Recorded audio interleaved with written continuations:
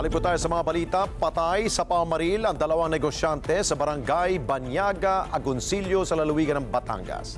Nabatid ng otoridad na maniningil sana ng pautang ang isa sa mga biktima na mangyari ang pananambang. Jim Tejano sa balita. Dead on the spot ang dalawang negosyanteng yan. Makaraang barilin sa ulo at katawan sa labas ng isang kubo sa barangay Banyaga, Agoncillo, Batangas.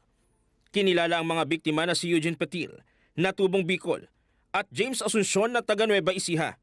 Sa inisyal na investigasyon ng otoridad, maniningil sana ng utang ang isa sa mga biktima sa kanyang tauhan bago mangyari ang krimen. So yung suspect natin, yung mastermind, isa rin pa doon sa mga tauhan itong victim natin.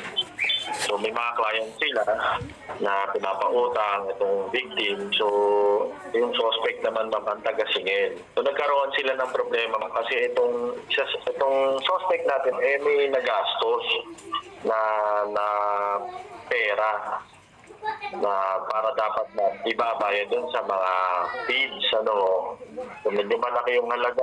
May mga supporting evidence na magkoconnect dito na mayroon talagang connection yung utang. Nang siyasatin na lugar, wala ang cellphone ng isa sa mga biktima na sinasabing doon detalyadong malalantad ang punot dulo ng krimen. Sa tulong ng testigo, mabilis na aresto ng pulisya ang tatlong suspect sa ikinasang follow-up operation. Yung asawa ng victim ang isa sa mga naging susi namin para maano namin yung POI namin, yung mastermind. So upon Kasong double murder ang isinampang reklamo laban sa tatlong suspect. Jim Tejano, para sa mata ng Agila.